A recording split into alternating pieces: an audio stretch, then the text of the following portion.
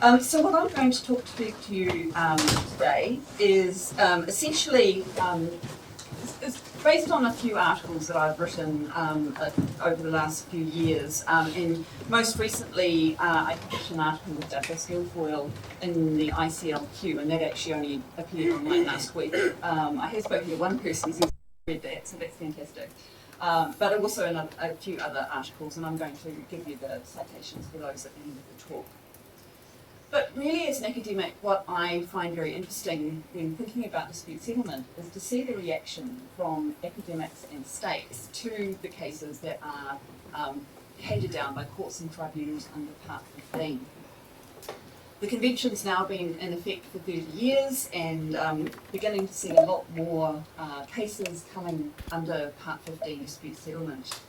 And this naturally sort of essentially raises the question of whether Part 15 is being implemented in the way that states perhaps envisaged when they negotiated Part 15. And of course, we have Professor Coe here who can help provide that picture. So for this afternoon's talk, I want to focus in on two issues that I think would be useful to discuss. The first one is focusing on quite a large number of critiques that have been levelled at recent decisions of from Part 15 tribunals reports. And the argument has been that, especially in relation to jurisdiction, the courts and tribunals have stretched the meaning of Part 15 beyond what it was originally envisaged to be.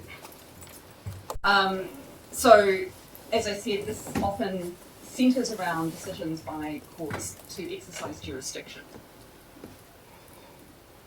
And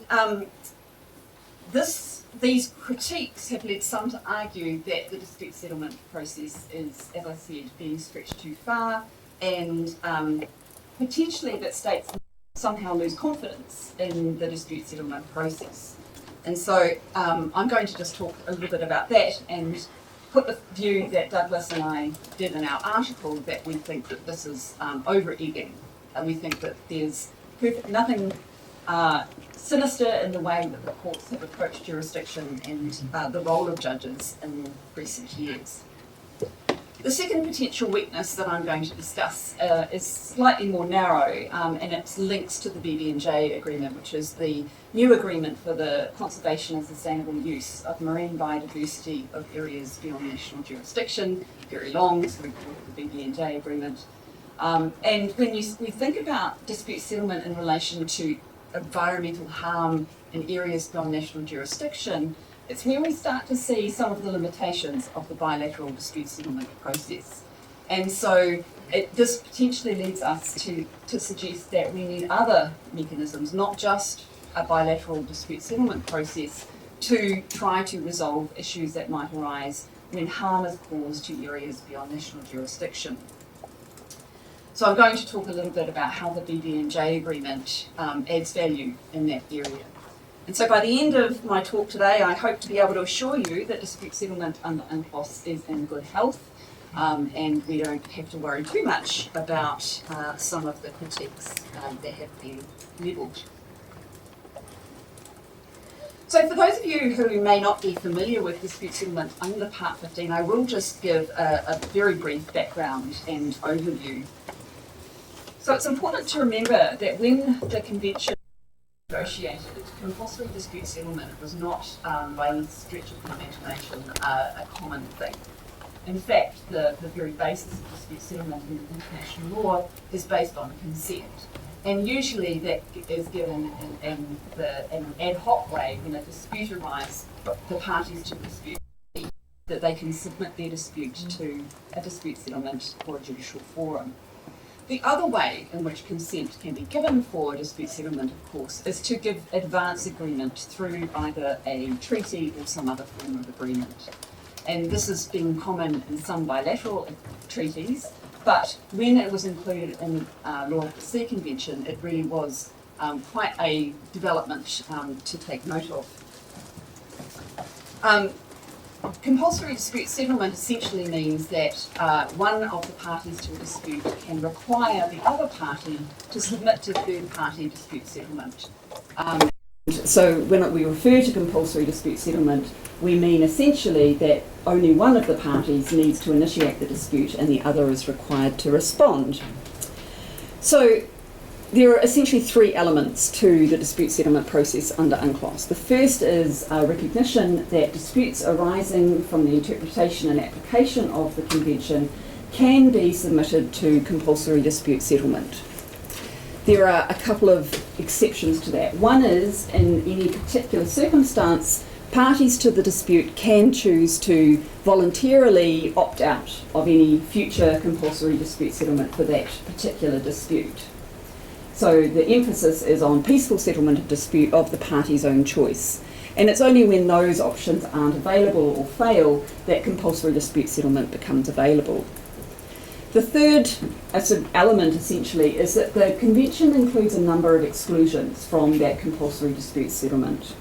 Some of them apply to all parties and in all circumstances. So, for example, they tend to rely or gather around issues about sovereign rights and the exercise of sovereign rights, particularly in the exclusive economic zone. So issues around fishing, marine scientific research, which was seen to be sort of part of the coastal states' discretion, and it was considered that they shouldn't be required to submit that discretion to compulsory judicial settlement.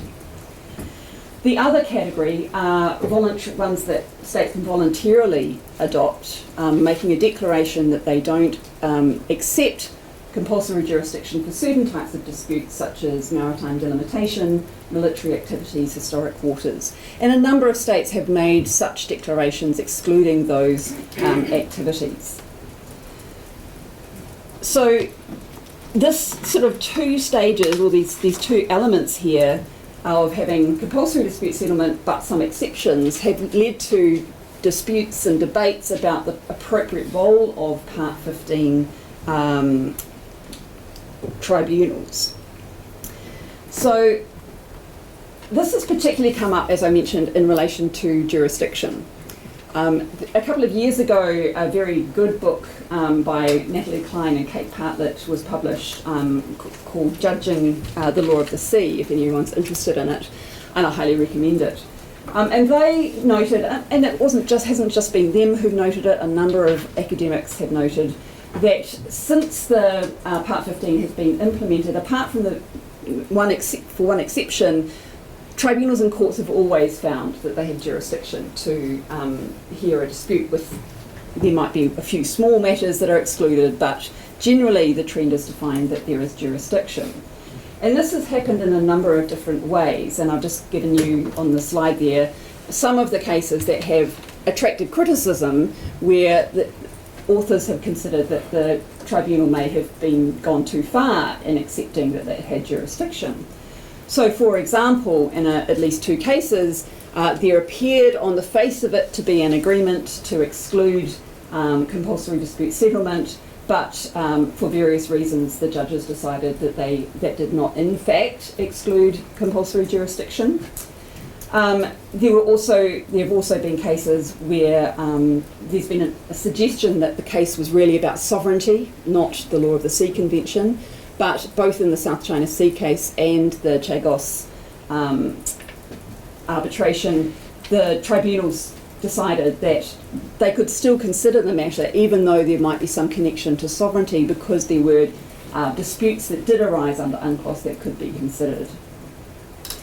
Another criticism has been in terms of tribunals potentially looking beyond the Law of the Sea Convention and finding, coming to conclusions about matters that potentially aren't expressly addressed in the Convention, such as the use of force and including or incorporating references to international environmental law. Now, I would also say that it is not a unanimous view of commentators that these cases have gone too far. There are a number of authors and states even who are perfectly happy with the approach that the courts and tribunals in these cases have taken. But what we have seen are suggestions that potentially that the somewhat expansive approach to jurisdiction expressed in these various cases have somehow undermined either the law of the sea or international law generally. And possibly the most extreme statement is represented by this quote from the Chinese Society of International Law, which wrote a very lengthy rebuttal to the South China Sea case. And you see language like the tribunal's awards contravene the law, set an ill precedent, threaten to undermine the international rule of law, and arguing that it usurped, in effect, the lawmaking power which belongs to the states parties to the convention. So that's one extreme sort of measure. A less extreme statement essentially is that if courts and tribunals don't respect the what states agreed to during the negotiations, then potentially states could reconsider their commitment to the convention. So that sort of, so I want to just expand a little bit on some of these critiques, because I think what it does is it tells us a little bit about the way in which states or commentators are thinking about the role of judges and the role of these tribunals. So in their book, Klein and Bartlett sort of essentially put judges into sort of a more limited approach versus a more expansive approach. And often this comes down to conceptualising what the court or tribunal actually has a role to do. So a more limited approach to jurisdiction in these matters is represented by the decision in the Southern Bluefin Tuna arbitration, which was one of the very first cases to be heard under Part 15. And in that award, the tribunal found that UNCLOS falls significantly short of establishing a truly comprehensive jurisdiction entailing binding decisions. And I'll show you in a minute why they said that. So essentially they're conceptualising Part 15 as a relatively narrow set of rules. On the other hand, in the decision on jurisdiction in the South China Sea case, the tribunal said that although the convention specifies limitations and exceptions to the subject matter of disputes, it does not permit other reservations, and a state may not accept itself generally from the convention's mechanisms for the resolution of disputes, perhaps reflecting a slightly broader role for Part 15. And the way in which this is expressed in practice was in terms of competing outcomes in two different arbitrations. So the arbitration in Arbitral Tribunal in the Southern Bluefin Tuna case was interpreting Article 281, which essentially allows states to enter into agreements for settling their dispute, and compulsory jurisdiction is only available if it is not ruled out by that agreement. In the Southern Bluefin Tuna case, the situation was that a dispute arose under a particular regional fisheries management organisation, which had a very general dispute settlement clause, which essentially was pretty standard in most international treaties, where if the parties agree, they can submit the dispute to the ICJ or other forms of dispute settlement. So it's very clear that third-party dispute settlement would only be available if both parties agreed to it. And so the tribunal here said, well, this is essentially an agreement to opt out. So because it makes it clear that states will only be subject to third-party dispute settlement if they both agree, then this prevents resolving the dispute through compulsory dispute settlement under UNCLOS. Of course, that was relatively widely criticised, but also had its supporters, reflecting the fact that almost any legal issue you can usually find people who think one decision is good or indeed bad. In that case, there was one dissenting opinion from Sir Kenneth Keith, who's a New Zealander, and he said that he didn't think that this was right, that there needed to be an express statement to opt out of compulsory dispute settlement because of the relatively general nature of Part 15. He was ultimately given some support in the South China Sea case, where although they didn't have to express an opinion on this because it wasn't crucial to the outcome of the jurisdiction finding, they did express support for the position taken by Sir Kenneth Keith in relation to how courts should interpret Article 281, and they agreed that you needed to have express language excluding the application of any of compulsory dispute settlement. And so hopefully you can see what I'm doing here. I'm building this sort of these two opposite ways of looking at the role of judges and courts in relation to Part 15. And again, Klein and Partlet also identify these two slightly different approaches, and they refer to the fact that there's a model where judges are very much focused on procedure, and they should be focused on state consent, and so they need to be giving effect to state consent at all stage in the process, and that means that they must construe the system narrowly so as not to exceed the consent that states have given. They contrast this with a substantive model of judicial role of courts and judges, which is more of a view that tribunals have more of a dynamic responsibility to ensure the public order of the oceans, which essentially includes active judicial governance through progression and development of the law.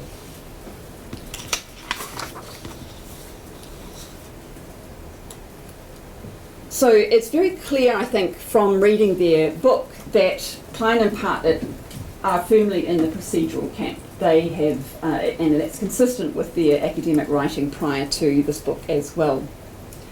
But arguably, we can really perhaps argue that it's not just about procedure and it's not just about consent, and that actually the Part 15 incorporates more of the substantive approach.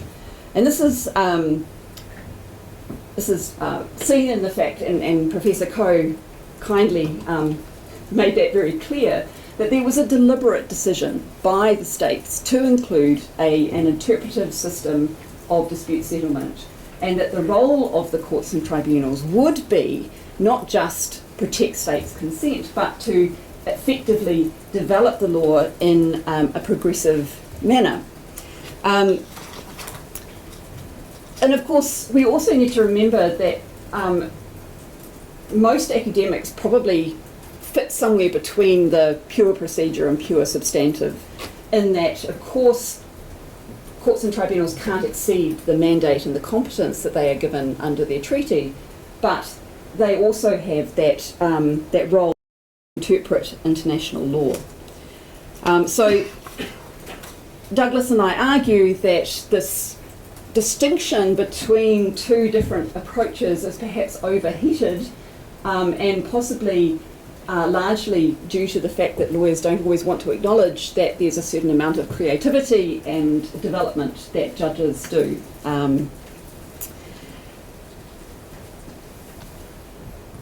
And I go back to the point that I made earlier, which is that even in domestic legal systems, within those logical and reasonable boundaries, there is often going to be room for debate about how a court approaches interpretation. So our conclusion is that we don't need to worry too much, and we think that this is reinforced by the approach that was taken to negotiating the BBNJ agreement. Under the BBNJ agreement, there was an agreement that Part 15 would apply to disputes arising under the BBNJ agreement as well. Now, there were a number of states that did push for a slightly different process during the negotiation. Non-parties to UNCLOS were worried about applying a mutatis mutandis approach, which would imply that they were then bound by the convention in some way. Initially, they wanted to have some form of consent-based approach to dispute settlement rather than using the UNCLOS mechanism.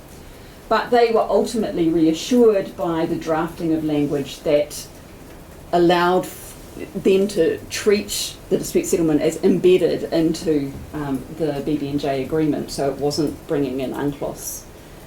The other sort of party, I guess, or a group of states that wanted to move away from Part 15 were concerned, I think, about the way in which Part 15 had been used. And primarily this came from China and from their, I think, very strong feeling that the decision in the South China Sea case had gone too far into the core interests of China by dealing with a matter that they considered to be a sovereignty dispute rather than a law of the sea dispute. To give some room for them, and there were some other states that also weren't unhappy about this, there are some exclusions from jurisdiction in the BBNJ agreement. Territorial sovereignty, cases concerning or necessarily involving the consideration of sovereignty are excluded, but also consideration of whether an area is beyond national jurisdiction or not cannot be considered by a court or tribunal in relation to the BBNJ agreement. And you can see that both of those would have excluded things to do with the South China Sea from the purview of a court or tribunal under the BBNJ agreement.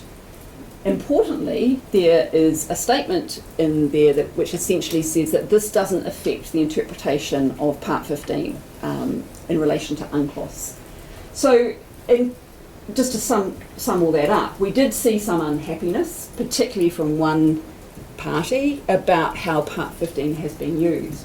But Klein and Partlet say that, you know, the way that we figure out whether or not states are happy with these sorts of provisions and how they're being interpreted is whether or not they are willing to support them in when the opportunity comes up. And the simple fact is that the vast majority of parties at the negotiations for the BBNJ agreement were very clear that Part 15 needs to apply to the disputes arising under the BBNJ, and that wouldn't be the case if there was widespread dissatisfaction with how Part 15 has been interpreted.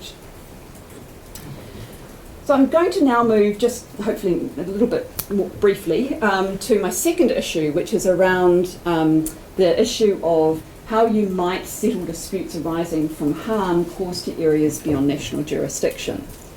Now, of course, dispute settlement is by its nature largely a bilateral process. So the vast majority of international law disputes arise when one party argues that its interests or have been harmed by that of another state. And that can happen in relation to environmental harm as well. We have seen, for example, in the South China Sea case, an allegation of harm to marine environment for an area within national jurisdiction, and it makes sense that a state would be interested in seeking to hold another state accountable for that sort of harm. But the problem is when you're talking about areas beyond national jurisdiction and a state itself isn't harmed, but the harm is to the environment, say, of the seabed or the high seas, there is still a violation of international law. And the question is, you know, can we do anything about that using a traditional dispute settlement process, given that there is a violation of collective norms, even if a particular individual state isn't directly harmed? And the way that we could potentially do that is through the use or the characterisation of environmental norms as erga omnes norms. And these are norms that are owed to the international community as a whole, or owed to the parties to an international treaty. And of course, the question then would become, if there is an erga omnes norm that's violated, does a state have standing to bring a case against another party for that violation? And we are starting to see a lot more coherence in more recent times, where courts are pretty comfortable about allowing a member of the international community that may not be directly harmed to bring an action again for a breach of an erga omnes norm. And the closest example of this to UNCLOS, although it wasn't an UNCLOS case, is the case from the International Court of Justice, where Australia brought a case against Japan for its actions in the Antarctic and alleging violations of the International Whaling Convention. The court didn't actually expressly look at whether Australia had standing to bring that dispute.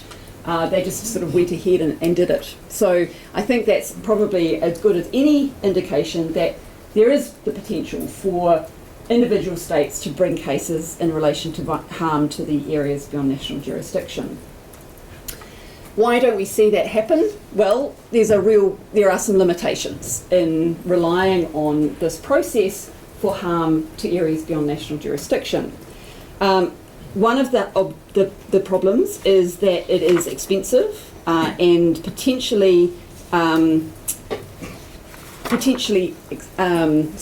expensive and potentially reputationally difficult for a state to manage bringing a case against another state for areas beyond national jurisdiction. A state would have to be very involved or invested in that issue to go to the expense of initiating proceedings, paying for lawyers, potentially paying for arbitrators, and it also runs the risk of causing offence and interrupting diplomatic relations. Another problem is it can be very difficult to sometimes draw a link between a particular state's activities and the harm to the marine environment, particularly when you're dealing with an actor that's a private actor, so you then have to draw the links of due diligence between the state, flag state say, and the private actor, so that becomes somewhat complicated. Environmental disputes are often complex and polycentric and might involve more than one type of international agreement. So under UNCLOS, you could potentially do it if there was a violation of UNCLOS, but you may not be able to consider all of the different international environmental law consequences or issues. And the last limitation is that these sorts of proceedings do not always allow for the voices of other parties and other states that might have an interest in the dispute to be heard. There is obviously in some situations an opportunity for a state to apply to intervene. New Zealand did that in the whaling case, but Japan initially opposed that intervention, which implies that it's not straightforward for states who want to make their voices heard about these erga omnes norms. And similarly, if a case was in arbitration under UNCLOS, it's not clear again how other interested states might have their voices heard. So I'm expressing some caution about how dispute settlement can deal with these types of incidents of harm. Where you might get a slightly better result is a couple of possibilities. One are compliance procedures, and compliance procedures are very familiar to those working in international environmental law. This is a committee that is established under a treaty where the committee can investigate incidents of non-compliance, and it's generally intended to provide facilitative approaches to helping that state comply with its obligations. In many situations, we can consider it the ambulance at the top of the cliff preventing harm rather than being the ambulance at the bottom of the cliff trying to deal with the fallout once the violation has occurred. Another approach is to use advisory opinions, and we've now seen 3 advisory opinions from the International Tribunal for the Law of the Sea. The advantage of an advisory opinion is that it does provide that opportunity for all potentially interested states to put their views before the tribunal. And indeed, UNCLOS has taken a fairly wide approach to hearing from not only states, but international organisations and even non-governmental organisations.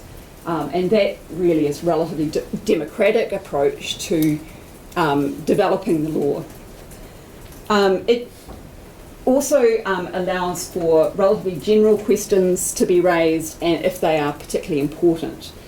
But of course, there are some limitations to advisory opinions as well. They're not binding by their very nature. They are advisory, and so they can't impose any particular obligations on individual states. So in terms of dealing with an incidence of harm to the areas beyond national jurisdiction, they're not as great, but what they are better at doing is making clear what the obligations of states are, potentially hoping to avoid a situation where states violate those obligations.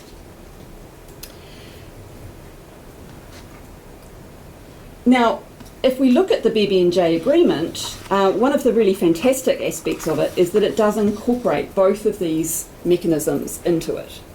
There is a compliance committee that will be established under the BBNJ agreement. It is a relatively broad statement that one shall be created. It will be facilitative and non-punitive.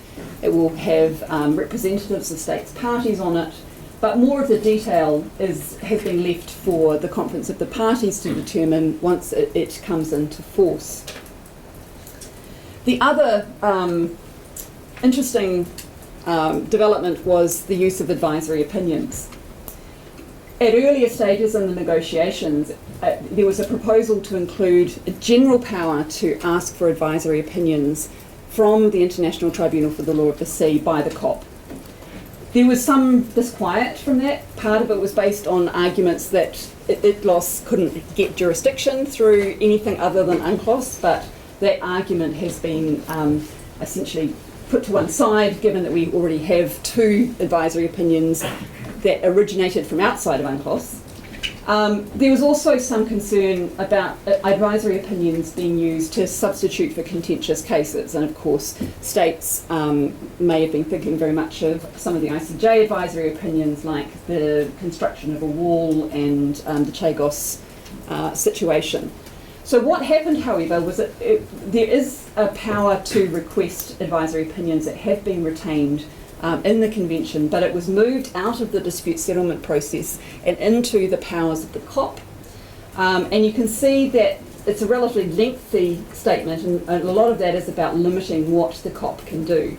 First of all, the COP can ask for an advisory opinion on a matter raised by a proposal before it.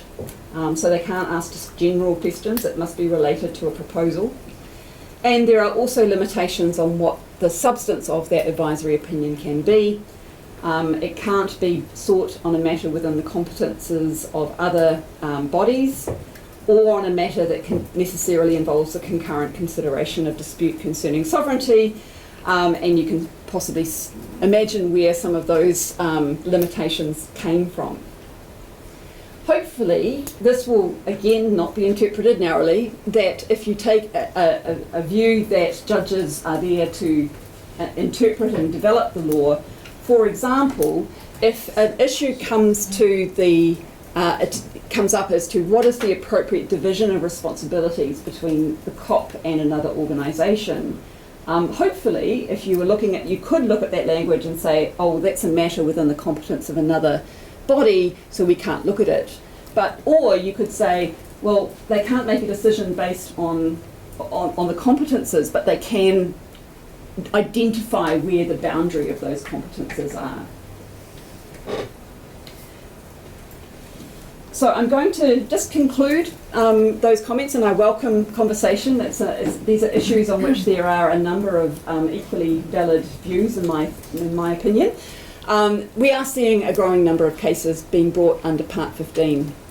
And although there is a huge amount of critique and criticism that are directed at some of those cases, particularly by the parties that lose, the process has generally attracted a huge amount of support from the international community, and that is reinforced by the fact that Part 15 has been incorporated almost completely into the new agreement.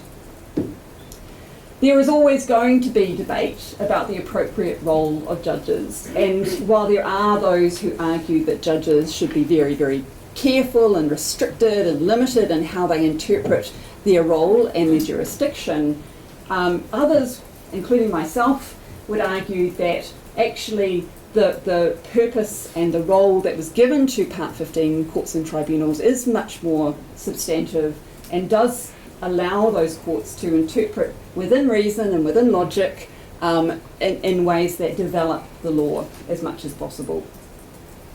And as I said, this is all reinforced by the recent BBNJ agreement, and also we're seeing, I think, an expansion, if you like, of the possibilities for dealing with issues that relate to areas beyond national jurisdiction. So I'll leave it there, and I invite questions. Thank you. Oh, I said that I would. Those are the articles that I've been referring to. Thank you.